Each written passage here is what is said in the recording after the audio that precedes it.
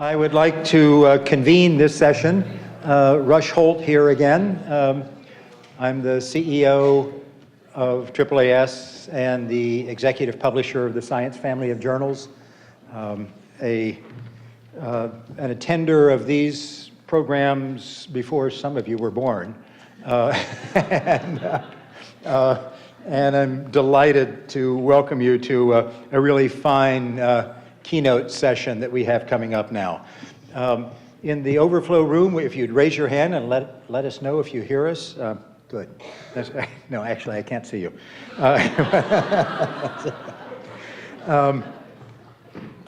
So I'm really pleased to introduce this afternoon's keynote speaker, Dr. Michael McQuaid of Carnegie Mellon University. He's Vice President for Research and provides the leadership for the university's research enterprise and advocates for science and technology and innovation as an entity. He comes to this with, I think, absolutely the right background for CMU. From 2006 to 2018, Dr. McQuaid was at United Technologies in Connecticut. And at UTC, his responsibilities included providing strategic oversight and guidance for research, engineering, and development activities throughout the business units of the corporation. And that's really quite diverse. And at the United Technologies Research Center, focusing on a broad range of high technology products and services in building systems and aerospace. Dr. McQuaid held senior positions in technology development and business oversight at 3M, at Imation, and at Eastman Kodak, rest its soul. He holds PhD, master's, and bachelor's degrees in physics from Carnegie Mellon. So he's a salmon. He's gone back to his spawning grounds, I guess that's right. And he served as a member in the last administration of the President's Council of Advisors on Science and Technology, and as a member of the SEAB, the Secretary of Energy's Advisory Board. He's a member of the Defense Innovation Board, and today Dr. McQuaid will be speaking on science, technology, society, the relationship.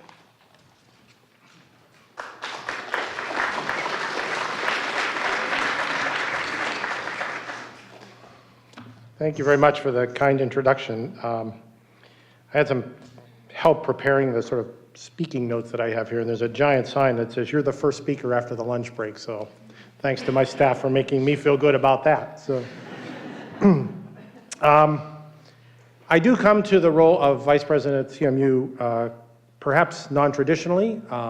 This idea of being a salmon and coming back to CMU, I might also use that to describe sometimes what I perceive my job to be. So when you're the CTO of a very large engineering company, UTC had 20,000 engineers who actually believed in process. And now I work for a university where I think you have to go to the humanities department to understand what the word process means. It's an interesting education for me. I also am quickly learning correctly what it means to be a bottom-up driven fundamental research organization. So for those of you from the private sector, when you at least believe, whether it's true or not, you at least believe you come to work every day and you get paid to be an executive and you come in and you get a bunch of smart people in the room and you decide what to do and you actually go tell people what to do. There's very little of that happens on a university campus. So it's been a great new experience for me. So I do three things in that role, as just mentioned. So one is, as always in a university, there is basically the role of keeping the trains moving. There's a set of activities that have to happen to enable fundamental and foundational research to occur on a university, and especially on a university like Carnegie Mellon, where boundaries exist only to be looked at in a rearview mirror, and so nothing is ever sort of a standard piece of activity that goes on.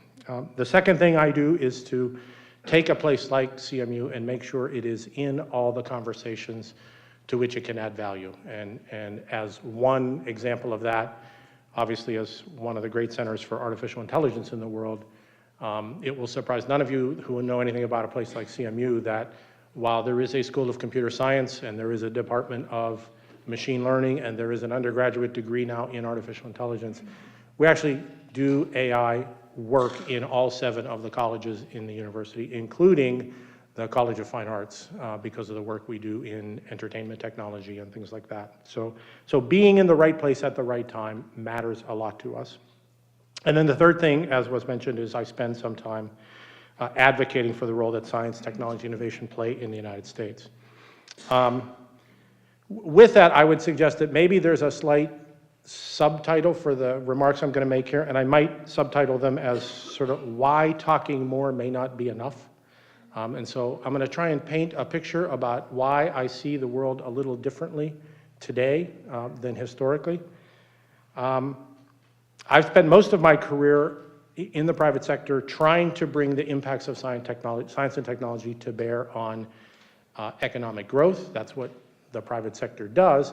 I have been most fortunate, and I'm going to preface this as many ways as I can. I have been most fortunate to work in fields for companies, in fields for which the business I happen to be in were things that were sort of fundamental human concerns. So I spent 25 years in healthcare, and healthcare is an enormous part of the economy, but you could also go home at night when you had a really bad day, and you went home at night and one of your kids was sick and you went to the hospital and you looked around and there was a bunch of your products and you felt good about it.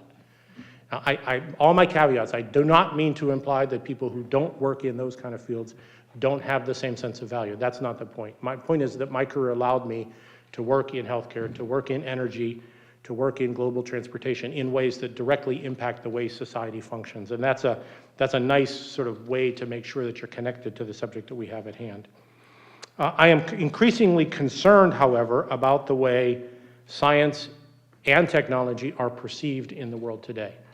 And I'm going to make a bit of historical reference to that. I'm going to paint a picture about sort of where we came from in the memory of at least some of us in the room, not because I was around in the 1940s, but because we know people who were, and we grew up, many of us grew up in a culture that was denominated by that. So 1942 was the launch of the Manhattan Project. It was the launch of the physicists' war. Not the launch of the war, but the launch of the physicist engagement in the war. It was also the year that at the University of Iowa, the first computer solving linear equations was built, 18,000 vacuum tubes.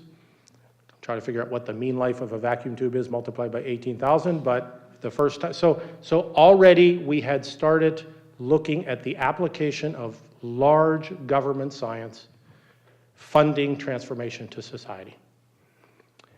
We did it, we did it at a time when the national commitment to the government and to science was at an all-time high. And that's a very important point that I want to come back to.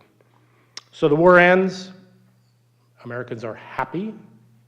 The peace dividend is not as much a financial peace dividend as it is a dividend in the way we looked at our world. We looked at our world with the way science and technology had won a war, and we also looked at it as a way that science and technology would easily transform the lives of people.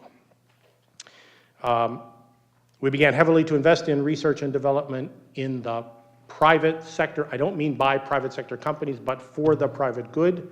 I'll be if I got my numbers right, the 4th person today who mentions the endless frontier and Vannevar Bush. But the reality is, at a time when confidence in public institutions was at an all-time high, people saw the benefits of science and technology viscerally.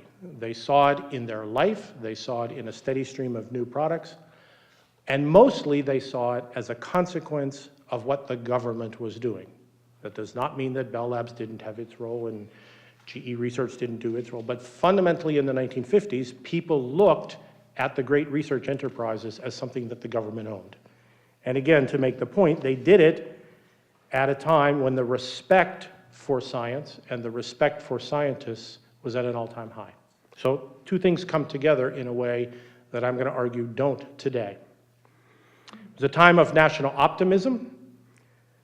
It was a time where every future glossy thing that was happening was about improving the lives of people. And we were already dreaming about what would happen when intelligent machines worked side by side with people. So 1949, the London Times quoted Alan Turing, and I'm going to read the quote here. "I do not see why it," and it is the machine, "should not enter any one of the fields normally covered by the human intellect and eventually compete on equal terms. I do not think you even draw the line about sonnets, though the comparison is perhaps a bit unfair because a sonnet written by a machine will probably be better appreciated by another machine." So why do I mention that? That's not generally the way we would engage in a conversation about intelligent machines today. We engage in a conversation about intelligence. Perhaps we are smarter and we understand the consequence of statements like that, the consequences for privacy, the consequences for jobs, the consequences for dignity, et cetera. But those kinds of conversations, if Alan Turing would made those remarks today, they would be considered negative remarks, not positive remarks. And I think that's an important consideration in the way we now need to communicate about science and about what we do. Of course, a different window opened just a few years later. In 1975, Sputnik 1 was launched. First unmanned artificial satellite, also the beginning of the space race, a race that was probably built as much on misinformation as it was on actual fact. We lived then in an era where our confidence in America's institutions, not our trust, but our confidence waned. And a national movement underway to deal with that resulted in the great reactions, the great responses, and the great successes of the late 50s and the early 60s. So Sputnik 1 goes up, Sputnik 2 goes up, with the most famous dog in history. And it became very clear to us that as good as we were and as confident as we were not that far ahead. In fact, we were behind. With the American public caught off guard, some degree of panic ensuing amongst policy circles, the question was not raised, do we believe in science and technology? The question being raised was, have we doubled down enough? Have we as a country committed even more to the success competitively, the success internationally, our national security, and our well-being would depend on, had we committed enough to science?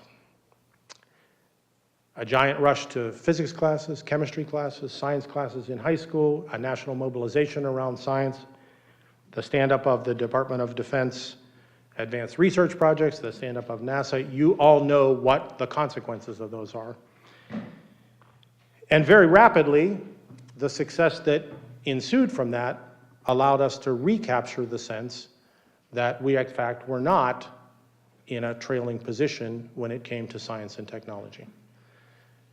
So two things happened in the mid-50s to mid-60s timeframe. One, we mobilized even more, not mobilized from something bad, we mobilized even more. And we did it at a time when we were beginning to transform much more aggressively to a consumer economy. And so while we had government-funded science delivering big wins and big victories and big visible things like the space program, we also had significant benefits accruing to private citizens in transportation, private citizens in healthcare, private citizens in all the comforts that were being delivered by that movement. But generally, they were being delivered by both the government and a handful of small, well-known, legendary companies. Between 1961 and 1964, NASA's budget increased nearly 500%. Anybody seen that happen anytime soon? NASA had 34,000 employees in 1964.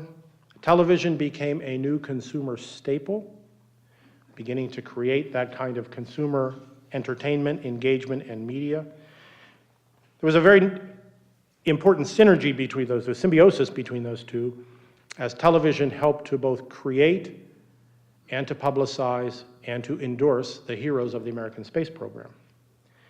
The key point of all of this is that we see technology in this era benefiting all Americans, and we see people trusting that government-sponsored research, innovation, and technology was being delivered for all Americans.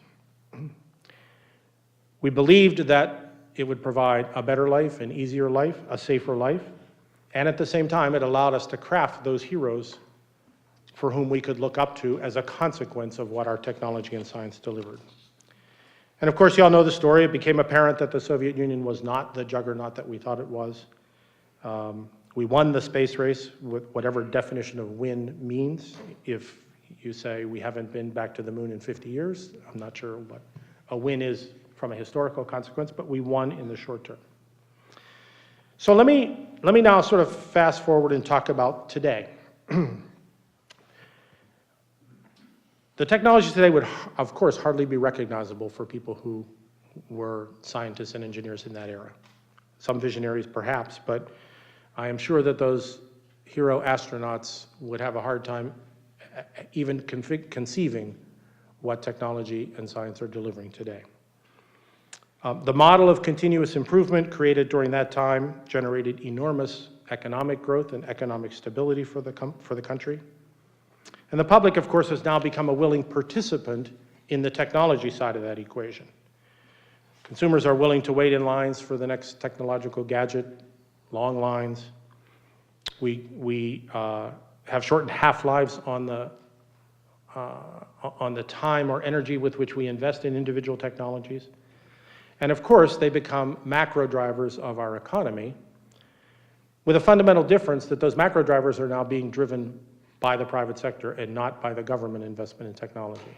So I don't want anybody to leave the room and say, I think the government investment in technology and science is the wrong thing. It is fundamentally, absolutely necessary. I'll be the first person in the front of the line advocating for that. But the fact that so much of our technology delivery and so much of the research and science that goes on today is also done outside of the government changes dramatically people's perception of who that technology is being developed for. So while we are willing consumers in that circle, our trust level in where that technology is coming from is very different, because we know, not because we mistrust, probably not the right word, not because we mistrust, but because we recognize, as somebody mentioned today, we recognize that companies exist for a reason. They exist to provide value to their shareholders, in addition to the role they play in society, et cetera. But they exist for their shareholders. So much of the technology that we see today, of course, had its roots in government investment, had its roots as far back as the Cold War. In 1962, scientists at MIT and ARPA then developed the first galactic network, as it was called, computers that could talk to one another independent of network topologies, et cetera. The birth of TCP and all those things that have contributed to the world we live in today are profound examples of what government science and government research can lead to. But the commercialization and the monetization of that, which we all see as a good model, we all see as the way technology gets into the economy, has now created a very large hole in that equation. The other sort of example I would give in the subject is to talk about the growth of the semiconductor industry. Semiconductor industry, so the push and pull of what both the internet has provided to us and what the personal computer revolution has provided to us. US retail e-commerce sales in 2018 were $500 billion. So the consequences of where and what our technology delivers to us are enormously important. Because of the economic significance of the semiconductor industry, things like exchange-traded funds tell us much about the economy of the United States. In April of 2019, the global semiconductor market is anticipated to grow again at almost 7%. So this is an economic creation, a consequence of which what we did in the 50s and 60s and what we have sustained both in the government and without. The U.S. industry is a leading exporter of semiconductor technology. In fact, 84% of the output of the U.S. semiconductor industry, the manufacturing equipment side, is exported outside the United States. But there are other technologies which we have invested in as a nation to deliver transformational benefits. It's in the food we eat, It's in the way we treat patients. It's in the way we travel. It's in the way we generate electricity. And it's in the way we manufacture things. These are the benefits of sound, continual, government-delivered research spending. Their instantiation, as we have come to believe is the right model, however, is through the private sector. However is probably not even the right word. It's the right thing to do. But it changes the way science and technology are perceived. We now live in an era where much of science and technology, which the public sees as transformative, is a direct product of private sector investment. We think of the rewards of tech as beneficial to us, but we think of the owners of tech as the private sector. One more time, I'm not arguing that's wrong, but it changes the equation between society and technology. In many ways, it changes the focus of investments, it changes the public's perception of the purity of those investments, and it changes the perception that those investments are made to either derive the private good or the public good. All of this is precursor to the fact that in that changed environment, and we can have a conversation as to whether you think I'm completely off base or not, but if there's a shred of truth in that, then I think our messaging and the way we portray the role of science and technology as practitioners has to be modified. Not changed, but modified and expanded. Let's take a look at artificial intelligence. It's a subject of enormous ongoing conversation right now, leaps and bounds of change being made often. It's far more pervasive today as a set of technologies than previous generations ever could have imagined it would be. And properly harnessed, it will be as transformational as things like personal computers were, or things like semiconductors were. We already feel its impact in the way we interact with media, in the way we entertain, in the way decisions are made about credit, in the way we pursue our daily life. So it is here.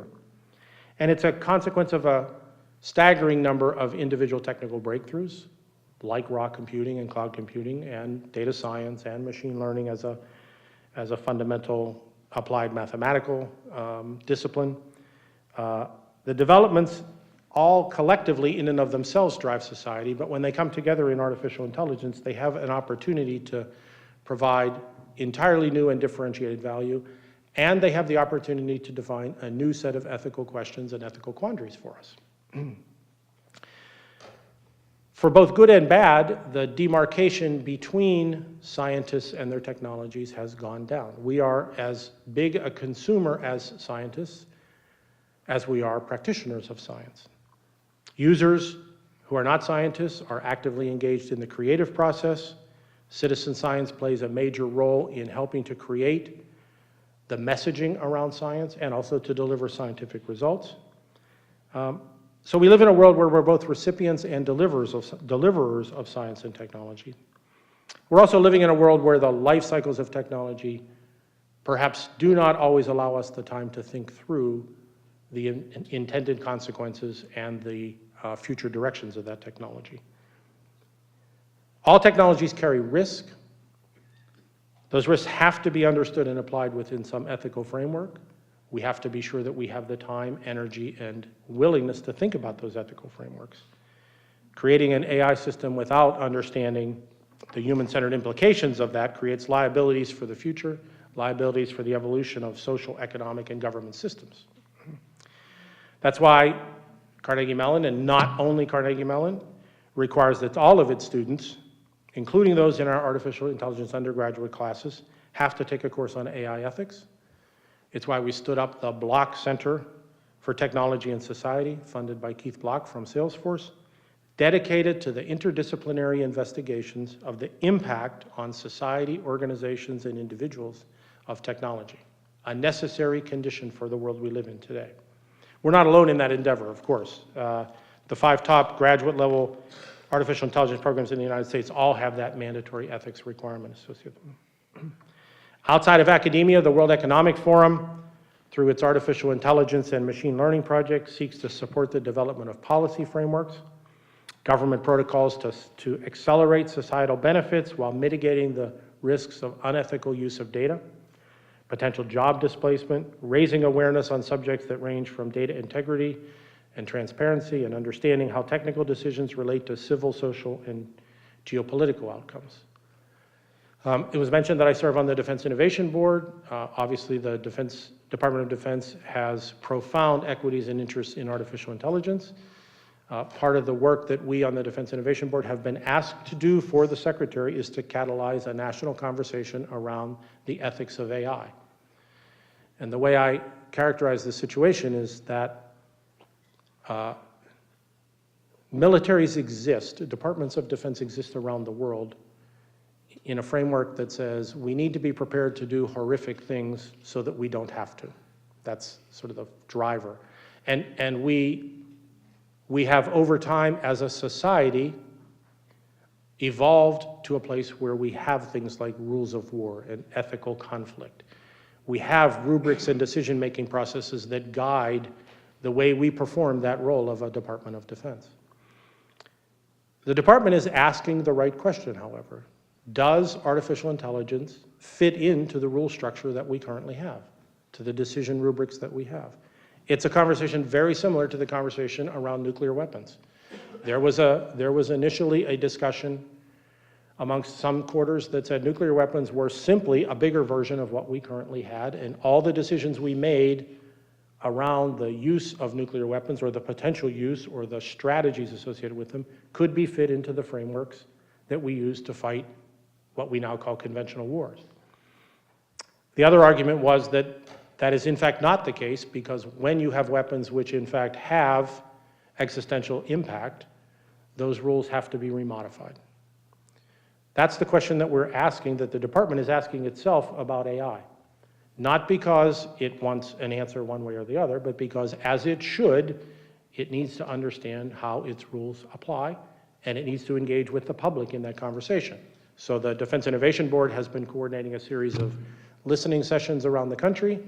One was in Cambridge, one was at CMU, and one was at Stanford just 2 weeks ago, all to provide input from a broad spectrum of folks who want to engage in that conversation and should engage in that conversation. So this leads to my sort of final theme here. The drivers and changing nature of public interest in research and development, AI being one aspect of that. As I noted about the post-World War II era, the support rests both on a perception as much as it does on reality. And unfortunately, public perception is less frequently dependent, as we would like it to be, on scientific fact. So we want to be in a world where the facts matter. We want to be in a world where we believe that if we can effectively communicate the facts, then rational decision will occur amongst all parties. A guttural fear of technology is not new. You know, each generation has its Luddites. Each generation, and I use that in the capital word, not in the pejorative sense. Each generation has its people who fear the consequences of technology, as they should. People who are against the developments of their time, sometimes violently against those transformations. And yet today, varying perceptions, both real and imagined, exist within the warp speed reality of social media. And it's not fundamentally clear that the facts matter in many cases any longer. It's an ecosystem that prizes speed over depth, and it prioritizes likes over analysis. That's a hard place to believe that you can win the discussion by simply being a better communicator. So the movement from fact to what I said, and from expertise to what I want to believe, is occurring in lockstep with a profound secular decline in trust in government, technical organizations, and other established institutions. So many of you know the kind of statistics I will roll off. The Pew Research Center in 1958 said 73% of Americans said they would trust the government just about always or most of the time. This past March, that number was 17%. Now, those two numbers by themselves are scary. I will also tell you that in 1775, 20% of the people believed that King George of England was a better choice than a Revolutionary War. So we're worse than the period when we launched the Revolutionary War in terms of trust in our institutions. Now, if you were a conservative and you believed in King George, maybe that's a good number, I'm not sure. The erosion of trust is also evident in our feelings about NGOs, media, and employers. There was a 14% decline in trust in the statement the government will, quote, do the right thing between 2017 and 2018. 14 points. There's a 10% decline in the favorability of the public's perception of business, a 9% decline in the public's perception of NGOs, and a 5% decline in the public's perception of media. And I am only astonished that that number was only 5%. It's the first time in recorded polling that those precipitous drops in trust occurred without a particular event. So we saw, for example, significant declines in trust of technology after Fukushima. But there was a precipitating event, the same as Chernobyl, the same as various other events. In 2018, the Gallup and Knight Foundation survey on American views of trust in media and democracy found that most Americans believe it's now harder to be well-informed and determine which news is accurate. They increasingly perceive the media as biased and struggle to identify objective news sources. 66% of Americans say most news media do not do a good job of separating fact from opinion.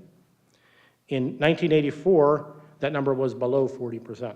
I'm sorry, 1984. Yeah. So all of this is to say that we now live in a world where facts are not they are debatable and they are creatable and they are not absolute. We think about facts being absolute in a scientific term. It is a fact because I have evidence behind it. I will allow myself to believe that a fact changes if I have new and credible evidence that that fact should be changed. You can argue that that's a bit of a slippery slope, but it is not the same thing as saying the fact is what I want the fact to be. That's the world we live in today, and our training, our research, and our expertise are less important to the public as scientists and technologists than is the public's willingness and desire to belong to a group. So group identity politics has the dangerous impact of trumping fact. So we have an uphill battle. Yelling louder doesn't change that equation. It is a necessary condition that we advocate for science as an entity and technology. It is a necessary condition that we advocate specific facts from which decisions should be made. But it is not sufficient. We need to create a new American affinity for science and technology.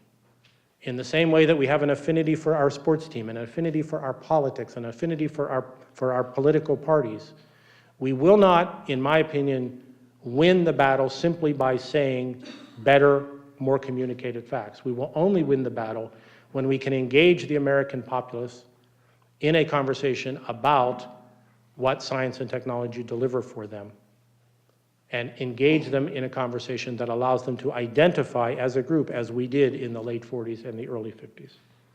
So I would submit we don't have a fact or a not fact issue. Social media and identity politics, or maybe identity lifestyles, have taken that genteel battlefield away from us. We're really quite good at conveying facts. We do it with enthusiasm, we do it with rigor, and we do it with confidence, but that approach is not sufficient anymore. We don't have a fact issue, we have a communication and a psychological joining issue. Our task then is, how do we stay true to what binds us? How do we stay true to a worldview based on facts and not follow the slope down to simply being yet another party trying to convince somebody of something that's right by having a better media strategy? We need to stay true to a worldview built on reality and a worldview built on truth when belonging matters as much as any of those things. So we have to create that American 21st century identity, one that looks forward optimistically, not just to what science and technology can do for some, but to what it can do for all. We need to recapture that classic American sense that science is serving all the country, to an American identity focused on how science and technology can be used to outcompete, to an American identity that has its core value of presenting truth at its core. And we need to engage everyone in that conversation. combining that new sense of community with our traditional capacity to instill wonder, to enable dreams, and to solve our most profound challenges in a way that benefits all. So it's not just nostalgia. It's not just nostalgia for the confidence that we were lucky enough and blessed to enjoy as scientists and technologists. It really is a crucial step for our nation to compete, for our nation to prosper, and to deliver on its promise for all Americans. Thank you very much.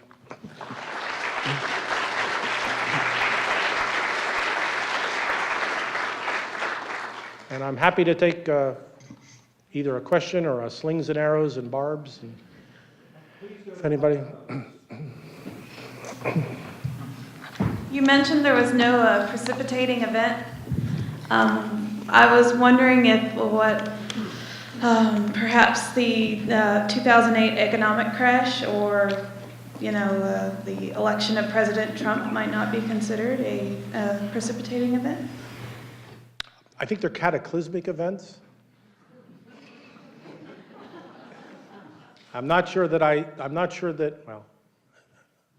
what I believe. I'm not sure I'm true or not. I believe that they were not precipitating events for the decline in American confidence in science and technology as institutions. You might argue that the 2008 raised questions about the credibility of economic engineering, but I don't see those as precipitating events. I think that the current administration is amplifying a trend that already existed. Other questions?